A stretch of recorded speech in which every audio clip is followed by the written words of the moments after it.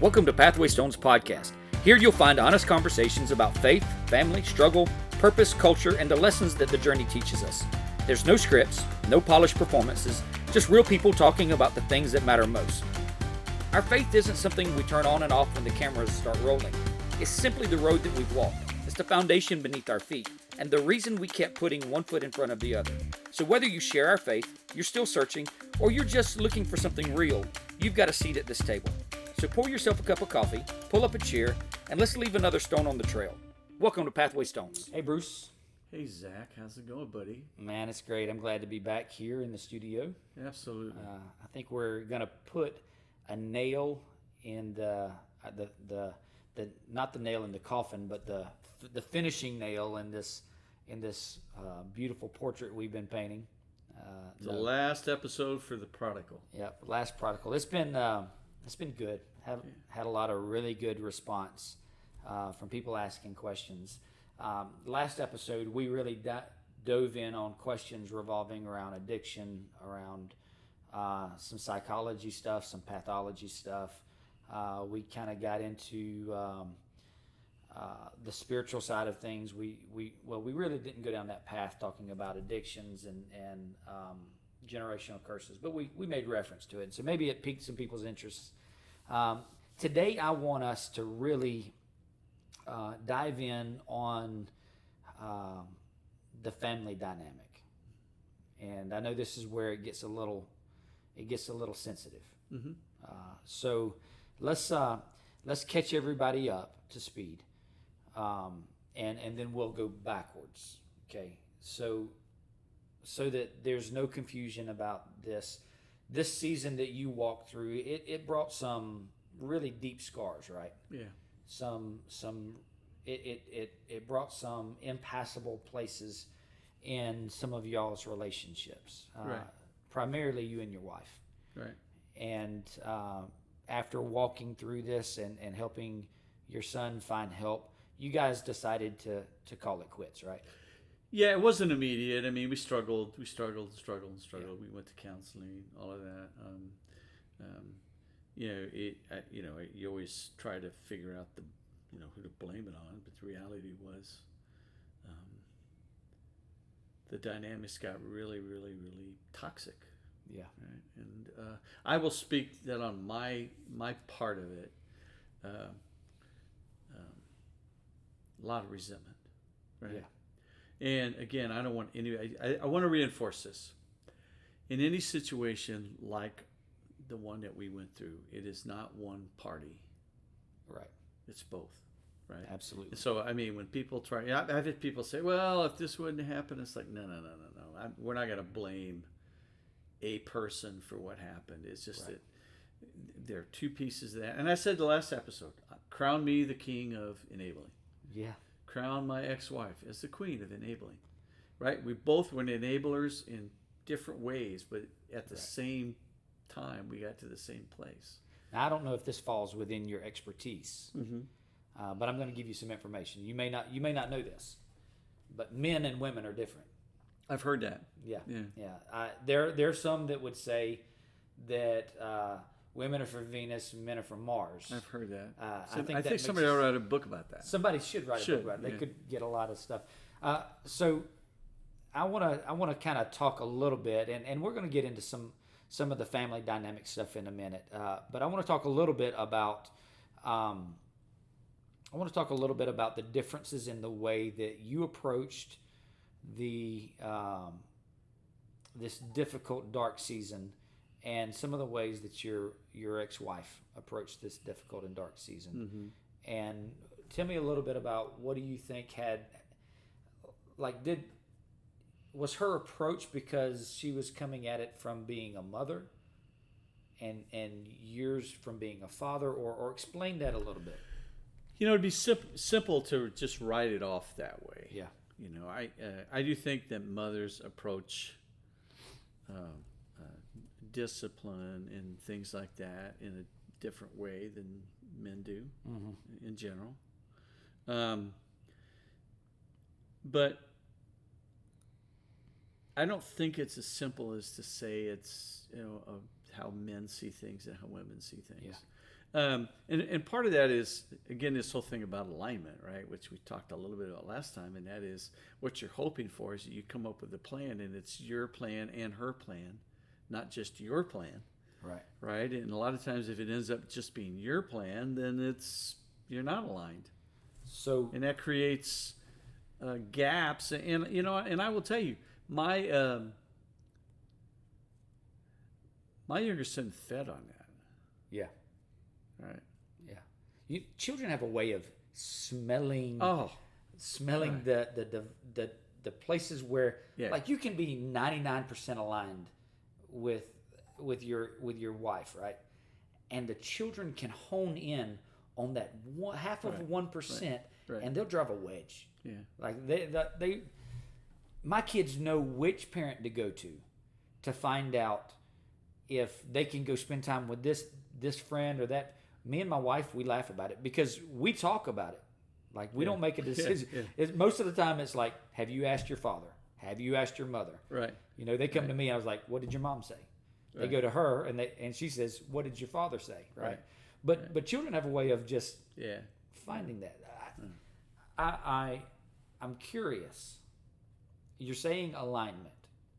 It sounds like instruction that we've received in Scripture before, and I don't want to get into the preacher, religious side of it. But the Bible tells us to not be unequally yoked. Right. Yes. We've always dealt with that in the salvation. Don't if you are a believer, don't be hooked Right. up with a non-believer. Right. Right. But do you think that plays a little bit into? I do. I do. It's interesting. I think a lot of scriptural things like that are not simple. Yeah, Right. I mean, you can say, well, don't marry a pagan. a pagan, right? I think there's more to it than that. Yeah, And sometimes that unequally yoked is something that you can't change it, or in some cases you can. You just don't realize until it's already, played its part. We were not. I'll just say we were not equally yoked about how to deal with the situation with him. We just weren't. Now I know you had your opinions on how it should have been dealt with, and your wife had her opinions on what she thought it should be, the way it should be dealt with, and neither one of you guys were willing to give ground. Yeah, and in some cases, I don't think we fully understood the other person's opinion. What do you think? Where do you think that came from? Well, part of it, and it was my fault, and that is the fact that I'm going to go home, we're going to go do this, this is how we're going to do it, right? I mean, that's just how we run businesses, right? I mean, that's, It's part of at the who end of the day, makes you somebody, Bruce. Right. you ask people's opinions and you want to get by and all that, but at some point, somebody's got to go, yep, this is what we're going to do, right? Yeah. And you hope it's aligned with everybody around you, but in some cases you don't ask, and then you find out later that you weren't even close. Was there ever a moment when maybe you guys should have slowed down, and instead of just pressing into the urgency of it, just maybe have that conversation? Yeah. Oh, there's no doubt about that. Do you think that could have changed anything? At the end of the day, I think there are all these contributing factors, and you want to minimize as many as you can. And I tell you what, being aligned on exactly what to do and then going out and executing that plan is pretty important. It's important. I mean, think about it. I told you this before. I woke up. I'm in California on a business trip, and I get a call. I keep my phone on all the time, particularly with the whole situation with him. And so, it's really late in California, which means it's really late in northern Illinois. Right. I get a frantic call about, my wife screaming that she's being held captive by my son at a drug dealer's house. At a drug dealer's house. And it's like, well, how did you get there? How did you get to this point? Wow. And it was, he has to pay this guy $800. If you don't, the guy's going to break his legs. And it's still like, how did you get there? Right. How did you decide to get in a car and go do this? Right? I would have never done that. But why did you do that? And then it's like, have you called the police? Well, no. Why not? Well, because he's my son. It's like, okay. Right. At some point, at some point you got to weigh out your options here. Is Right. it, Right. would you rather deal with the police or would you rather deal with the broken legs? And some of those things occurred kind of, there were other things like that, but some of them were so stupid, that and you look back and you go, how did that happen, right? Yeah. And how did what could I've done to have changed that? Of course, I was 2,500 miles away. It was a little hard to So before do something. before everything happened with Aaron and you guys started walking down this extremely dark season, like it started off with a friend of his getting in a tragic accident and dying unexpectedly. He had not long after that lost another friend, just out of the blue, and him dealing with 6.5 years of addiction and these destructive cycles. And you said there's a lot of enabling. Before all of this stuff happened, how would you rate y'all's relationship? Would you have rated it pretty strong? Yeah, pretty strong. A lot of good communication? Yeah. Let me correct that. A lot of telling. Yeah. What do you mean? Me saying how we're going to go do things. Yeah. Right. And her either going along with that or not saying where she was. Right. And then me not bothering to ask. Right. So I think the seeds of some of these really, really bad behaviors of us as parents were there pretty early on. They were already there. But if it wasn't like a big crisis, it didn't rear its ugly head, and it wasn't something that you said, oh, gee, there's this major gap in how we see things. I don't think it just happened when things started to go south with my son. I think it was there was always that, and I small had to breaks, analyze small fissures. Yeah, I had to analyze that over time to really understand it. The thing about those small fractures is you don't really know how significant they are until pressure is applied. Right. Once pressure is applied, man, those things break wide open. Yeah. And you guys definitely dealt with pressure. Oh, I'll be honest with you, Zach. I mean, I look back. I mean, as we've been doing this series, I look back on the whole deal, and it's like, how on earth did anybody survive this? Right. Because it wasn't. I mean, and again, there are other people whose lives got more difficulty in it than mine was, right? But I can tell you, it was like, how did we get through a day, right? And it was like, well, if I make it till 10 o'clock tonight and I go to sleep, then I got 6 hours. I'm not thinking about this, right? Yeah, and it just kind of became that kind of a lifestyle, right? Where you just like, I just got to get through this, and then there'll be a break, right? And it was every day, and people who have situations worse than mine, I don't know how they do it. Yeah, because I don't know how we did that. Yeah, I've been around people that have dealt with the loss of a child. Man, the loss of a child is like heart-wrenching. I don't even think about it. Right. I'll end up looking like a baby on this podcast over here crying, just thinking about losing my kids. And I know that we've talked about that was that the fear of losing your son was a big factor. A big factor in complicating a lot of this stuff. Right. But I've been around those people, and I've been around people that have experienced loss, and I'm sitting there, and I think to myself, how in the world are they even able to put one foot in front of the other right now? And listening to you tell the story about you and your family walking this out, it blows my mind. Even now, I've heard it 2 or 3 times, different parts of it 2 or 3 times, and it's just, I'm telling you, you're a strong man, and I know you didn't come out unscathed. No. There was a lot of scars. A lot of scars. I'm sure if you were to lift don't lift your shirt, but I'm sure not, if you see a lot of. It'd be a different kind of podcast if I did, right?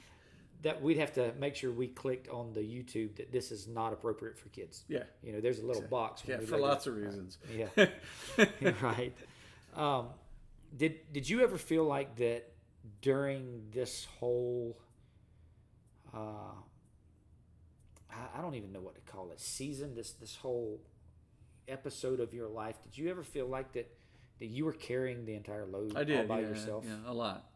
Yeah. A lot I felt that. And that's probably, and I think part of that's the enemy wants you to feel that way, right? Oh, yeah. You know, Yeah, that's isolation. I mean, you know, he likes to pull the sheep away from the herd, you know, and I do think a lot of it was, you know, being convinced that you're in it by yourself. Now, part of it is reinforced by, you know, I take 2 steps forward and thinking the whole family went with me on that, and then found out they're Turn around, you're walking by yourself. I'm by myself, right? Yeah. So, you know, but that becomes an excuse if not careful. Yeah. We were in this together, didn't work out. We didn't handle it the right way. A lot of bitterness happened. You know, maybe we could. I'm sure that there's something that could have been. God is good, right? So I know that there's things we could have done to probably make it better, but we didn't. Do you think that if either one of you guys would have conceded to or found some middle ground to be able to agree on that you could have stood together, that maybe some of the casualties of all of this would not have been? Yeah, probably so. Yeah. You know, and I'll tell you that when we got to the point where, I got to be careful how I say this, because the reality was I was the one who put my foot down and said, you know, he's going to this thing, Yeah. or he's going to jail, because I'm done. Yeah. Completely done. And there was pushback on that, right?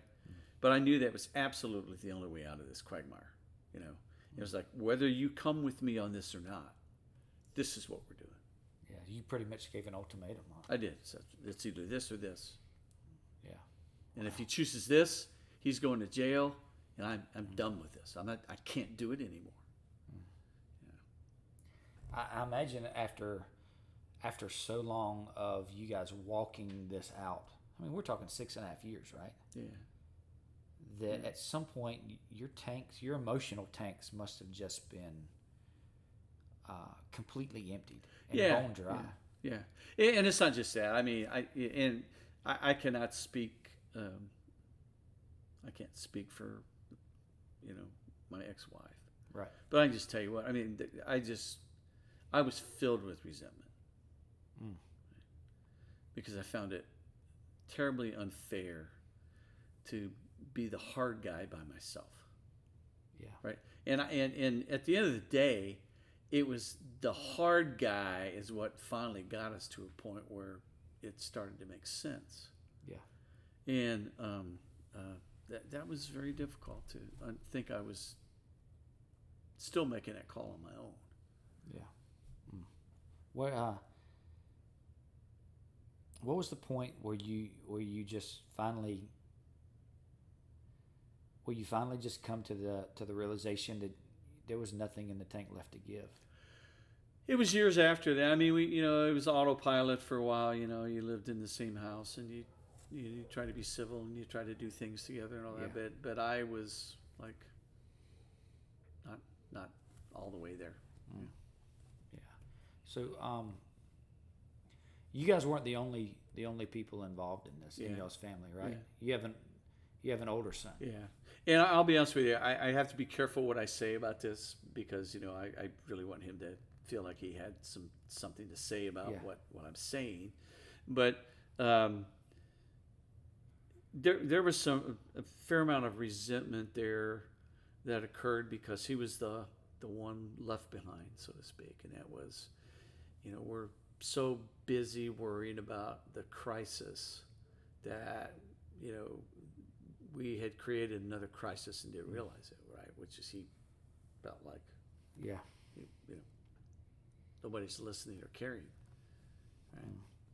And he voiced that, and when he voiced it, it tore me up, you know, because I just... That must have been a very difficult conversation. It was. I mean, it was. It's like, I was so blinded by what was going on that, I didn't realize it. And again, I'm going to say this. As a Christian, the enemy wants you to be in those positions where you don't realize that it's not one life that's being torn up, it's 2 lives being torn up. If he can destroy 2 lives for the price of one, absolutely. he's going to do it. He's all in, right? He's all in, right? He's all in. And my son's a good guy. He's great. He's a great dad. He's a good Christian man. We fished with him before. Yeah, you fished with him before. He's a great guy. You know, and our relationship is very good now. But I can tell you what, there was a time where it was very strained. Wow. and it was all about, where he fit in. So being the forgotten kid, and I know this may get a little tender, but my intention is if there's a father out there listening to us talk about our mistakes, maybe it'll snap him out and he'll realize that he doesn't have to repeat it. Right. Listen, you have to nurture all of the relationships in your family all the time. Absolutely. Right. You just have to. You can't just say, okay, well, I'm going to back off on this one right now, and I'm not going to pay attention to that one because this one over here needs extra care. It just doesn't work that way. But you end up finding yourself, I'm not making an excuse here. You find yourself falling into a thing of that's where the crisis is. So I gotta worry about all the blood draining over there and forgetting about this. So you can't do that. You can't live in triage the entire time. You can't. So what were some of the things that, looking back, that Josh, your older son, was the things that were going on in his life that were big deals, that because of the attention was on Aaron, that maybe you weren't able to participate in, or maybe you neglected? Yeah, so he, I think we were able to fix a lot of it, but he's making big decisions about where to go to school. Yeah. Right. And he wanted to go spend more time in the boat with me. Yeah. Right. And I wasn't going anywhere in the boat. Mm-hmm. So those were lost opportunities to give feedback and lost opportunities to provide fellowship. Yeah. Man, those are days that you'll never get back. You'll never get back. Now, doesn't mean that there won't be other days to have, but those days won't ever come back. No, nor will they not ever come back. There's always going to be residual, a little residual thing that you feel. You just can't make it go away because it's part of the. It's become part of the equation now. Yeah, it is what it is. Yeah, wow. How was now? I know you shared a little bit about how your relationship and Josh's relationship was affected. How did it affect him and his mom's relationship? Was that same difficulty? I don't think so. Yeah. Again, her nature probably made that easier to fix. Yeah. With him. How so?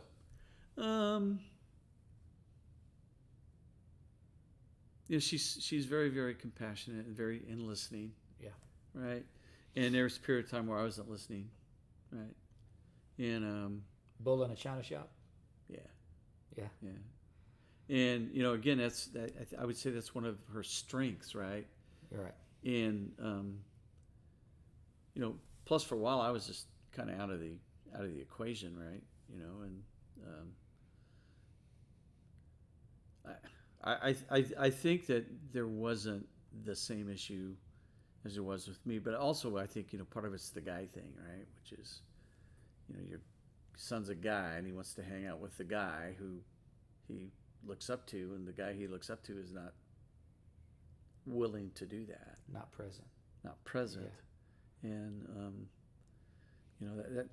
that's kind of an interesting thing, but one of the most difficult things that sons deal with is at some point we all have a father wound. Mm-hmm. No matter how great of a father we have, no matter how perfect of a father they are, no matter how well how well they execute doing all the father things, there's always this point where we either it's birthed out of we don't understand the context of the situations that's going on, and we read things into it, or we have on the other end of this spectrum, you have these really good fathers, but then there's also these fathers that are either not there, or if they are there, they're not present. Yeah, I was one of the not present ones. You were one of the not present ones. Wow. How how now I've listened to you talk about your relationship with your father and things that you watched him do that you've said, I'll never let that happen. Do you think there are things that maybe Josh has been able to redeem in this and says, you know what, I love my dad, but he didn't get it right in this area, this area? Yeah, I hope so. Yeah. What are those things that you hope he takes away? I can't speak for him. It would be unfair for me to do that. But I'll say this. He is very present for his son. Yeah. All right. Good dad. Yeah. Good. Yeah. And I think that if I was going to pick one thing, it's that. That's awesome. Yeah. He's very present. It's a very proud thing for a father to look at their sons and to, no matter what the journey has been, to look at them and say, you know what? No matter how bad it got, they're good guys. Yeah, he's a great kid. So, sorry, I'm that's all right. Getting a little in my feels. I can't even see my notes now, man. What in the world? Wing it. Wing it, right? Yeah. That's what you got to do. Right. So we've been talking about relationships. This is I think this is probably one of the biggest, most important takeaways. I don't know that I can even say that. There's been a lot of there's a lot of stuff we've talked about, right? But one of the biggest things is this, and I think we would do ourselves a disservice if we didn't spend a little bit of time talking about the difference of being our kid's best friend and being a dad. This is a pet peeve of mine. Is it really now? Yeah, it is, because I hear parents say this. You know, you see somebody on TV or you see somebody in church and you say, I'm my daughter's best friend, or my daughter is my best friend. That scares me, because that is not what the scripture says you are to be to your daughter or your son. You're not to be their best friend. Explain that a little bit. Okay, so there are some great examples in the scriptures about good friends. Yeah. Jonathan and David, I think, is a really good one. I think there is some weird things in that relationship a little bit. You know, like maybe Jonathan kind of was a little manipulative. All of that stuff. But Jonathan did not exhibit fatherly behaviors with David. Right. He didn't. That would have been weird. That would have been weird. Yeah. Right? So I don't really have to say a lot about it other than the fact that your job is not to be their best friend. And I think that's really more about you and your insecurity than it is theirs. Do you think that now we said earlier, I know this was breaking news, but men and women are different. They are. Right? Do you think that's something that a lot of mothers deal with, and is it an issue that is equally on both sides? Do you see a lot of fathers that are trying to be their kids' best friends? They may not say it, but they are. Yeah. I think maybe it is more on the wife's side, but here's the deal: you should be very friendly with your kids. You want to be loving with your kids. You want to do things with your kids. That's all good, but you don't want to blur the line. I think about what your role is as a parent and how different that is as being a friend. So what is the difference? I mean, what would keep us from saying, hey, we want to be our kids' best friends? We want to be that vault. I mean, there has to be a level of respect and authority and guidance that a parent provides that friends necessarily can't provide. A lot of times we want to be somebody's best friend so that we can say that we're their best friend. Yeah. And the reality is, I think parents are different than that. Right.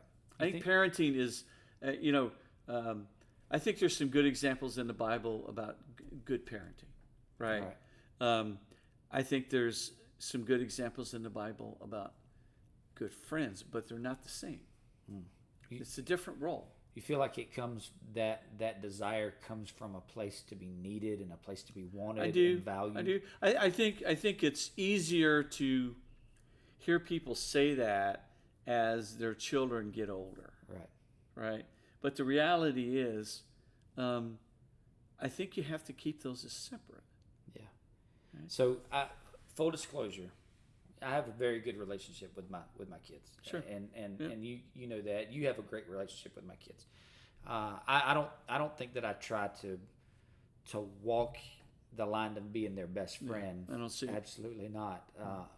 But I do have a very close, and we joke with each other, and like one of the sweetest things that my daughter ever told me was that she hated my guts. Yeah. Right after she discovered I ate her Eggo waffles, and she smiled at me, and we had a moment, right? Because she didn't really hate my guts. I know she didn't really hate my guts, right? But I had this moment earlier today, and I messed up. Okay. So we're sitting there eating lunch with some friends of ours, and they're close with both of our kids, and we're just sitting there having fun. We're teasing my daughter about this guy that she's kind of into, and we're teasing my son about being a band nerd and doing the things. And let me be honest. I'm proud. I'm super proud of my kids. Right. They've made some great choices, but I like to rag them a little bit, right? There was a moment though in talking with my daughter. I wasn't talking. I was picking at her. And there was a moment when I said something that really hurt her feelings. And she knew that I didn't feel that way about her. I said it joking about someone else that we know. And I kind of called her, said that she was acting like this other person that we know that has some toxic behavior in their life, right? And Kesley got up and left, right? And I knew the moment she got up and left, I knew that I went a little too far. Yeah. Had it been a friend of hers that had said that, she wouldn't have ever acted that way. But because it came from her dad. Yeah. Right. And I think one of the biggest drawbacks of occupying that place of being our children's best friend is that we lose the right and the ability to speak with authority. I agree and to speak things into our kids' lives. Yeah, I'm sure that somebody has, heard what I said about I don't think you should be your kid's best friend, and they say, "Well, we're probably going to get some hate mail about that." There might be, but you're going to get downvoted on YouTube. But I want you to understand what I mean by that. I just think there are different roles. Yeah. Right. Your best friend, there are certain things that can do or cannot do that your parents only can do. Right. And I don't think those roles should be blurred. Yeah. I think if you're striving so hard to be somebody's best friend, you might do things. I can remember as a kid, I probably did some things to get somebody's attention because I wanted to be their friend. And the reality is, that's not parenting. Yeah. Right? I think when we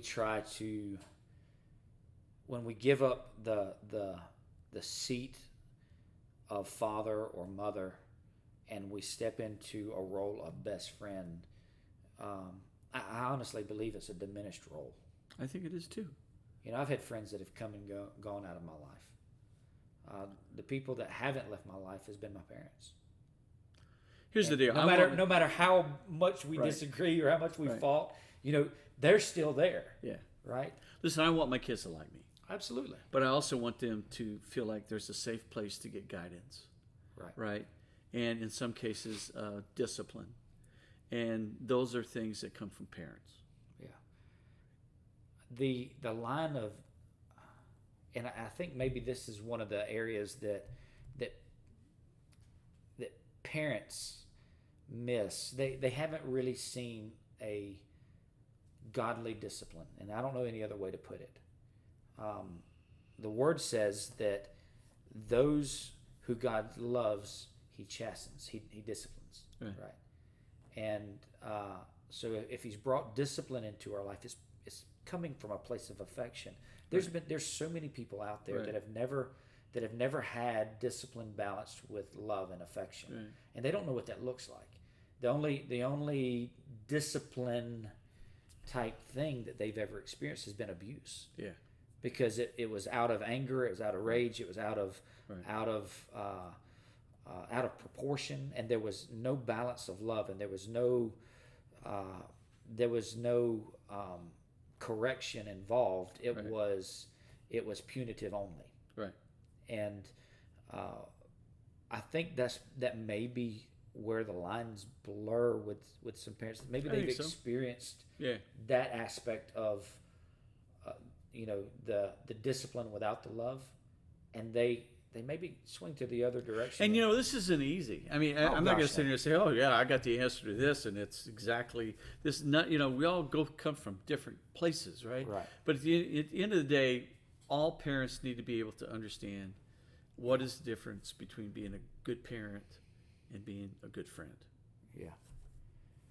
And sometimes good friend doesn't mean you're not friendly, or a bad friend. I mean, you want to be friendly with your kids, but you don't want to take the role of best friend, because that is a different, diminished role for Yeah. being their parent. Do you think that that this was maybe a part of the fissure that began to take place in y'all's family? Maybe your wife was coming at it from, I don't know if she was trying to be his best friend, or if she, well, let me just say this. My mom ain't going to my drug dealer's house Yeah. with me. Right. That does, to me, that doesn't sound like, and I'm not trying to throw stones at your ex-wife, because I know you have said that there was a equal parts responsibility of this laid on both of you guys. Yeah. But that's not a mother reaction. I don't, I can't speak for that. I mean, I can say this. I don't think her goal or my goal was to be our son's best friend. Yeah. I just think that in some cases we got, way over our skis on how to deal with things, and in such a way that we were not seeing it the same way. Wow. Right. And that is something that you let that go for a long time. It's hard to get that back to where you want it to be. What was the first sign? I know you've said that you were in this get it fixed mode, and a lot of times when we get in that type of a mode, we put blinders on, and we're oblivious to things that are going on. What was the moment that you realized that there was something drastically wrong going on in your family, and it wasn't your son's addiction? I'm going to tell you. Well, I mean, I think I don't think it's a real clear answer, right? Because you see symptoms of it, right? Right. But you're still fighting the battle, so you kind of forget about that. I think that once we got to the point where he was in a program, I had time to think more clearly about how do we get, to where we are, right? And I knew well before that there were issues, right? Because if I'm saying this is what we ought to go do, and then we say, oh yeah, that's what we're going to go do, and then I'm standing there by myself, it's pretty clear that we're not in a good place. So, I mean, I think you saw that on a case-by-case basis, and then it just kind of got to the point where, like, every case it was that way, right? It was like, well, I come home and say, we're going to buy illicit drugs for our son to help him get through it. It's like, when did we decide that? When did we decide that? And what brain tumor made us think that was a really smart thing to do? Right. And then you analyze that and you go, that's not a call I would have made. Yeah. Right? But then I went ahead and said, okay, yeah, let's try that. Right? Because you're so desperate to try something that at the end of the day you convince yourself that, maybe that's not a horrible idea. I mean, shoot, we did that for like 2 or 3 months after that. Wow. And once we found out that, when we left the house, he was taking a hammer to the safe and ripping it into pieces to get what he wanted, that kind of told us that whole system was not going to work. Yeah. Wow. Okay, so I know we've been going through a lot of this stuff, and there's so much. Man, when you start talking relationships, and when you start talking about residual stuff out there that happens from, because every action that we take is not an action unto itself. There's consequences, and it ripples out. We're all connected, right? Your decisions don't just affect you; it affects everyone that is connected to you. Right. And when we start talking about this stuff, there's so many different paths we can go down. Yeah. And I don't want to bog people down with so much information. That's one of the reasons why we broke this up from the other from the last episode, because we just realized that it was too much. Right. But if you were to give a piece of advice to a father, okay, and not we love the mothers out there, but specifically talk to the fathers that are out there that are watching this, and maybe they're in the same type situation, and they're dealing with very similar things, and it's not beyond the point of no return yet. What advice would you give him? That not talking about how do you deal with a son who's dealing with addiction, but how do you keep your family unscathed? Yeah, so and I hope this doesn't sound like a big cop out, because I'm dead serious, and that is that you need to keep this stuff in front of the Lord. Yeah. Right. One of the safest and quickest ways to have balance in your family is to make Him the center of it. Yeah. Right. And that can be hard to do. So I think that's one of the things is to keep your family, you make it a family affair, not a single child affair. Yeah. Right? What do you mean by that? Well, you just have to make sure everybody is safe. Yeah. And everybody's needs are being met. The minute you start trying to meet one person's needs over the next, you end up with a lot of imbalance in your family that leads to strife and struggle and not victorious living. Yeah. What would you say to the husband that is fighting to keep his marriage together? And we know that taking it before the Lord, keeping it before the Lord, is important. But what advice would you give to the husband? Oh, boy, that's a tough one. You should fight like crazy to keep your marriage together. Yeah. You really should, right? I am not one of these people who believes that, at the smallest thing, you dissolve your marriage, you go off and do something different. I think that's. If you look at my track record, I was married a very, very long time to the same person. Yeah. Right? So I don't believe that. But I do think what you have to do is a couple things. Number one, you guys need to be on the same page about everything. Got to communicate. Yeah. And the way to be on the same page about everything is to talk about everything. And don't assume you know what the answer is. Yeah. Right? Don't make that assumption. Because a lot of times those assumptions are because that's what you want it to be, as opposed to, are you really on the same page? There's something. I heard her say, yeah, maybe, therefore. Our assumptions have a way of deafening us to what's actually being said. Yeah. That's really good. That's really good stuff. Don't lean in on your assumptions, but really communicate. Yeah. Well, thank you so much again, Bruce, for...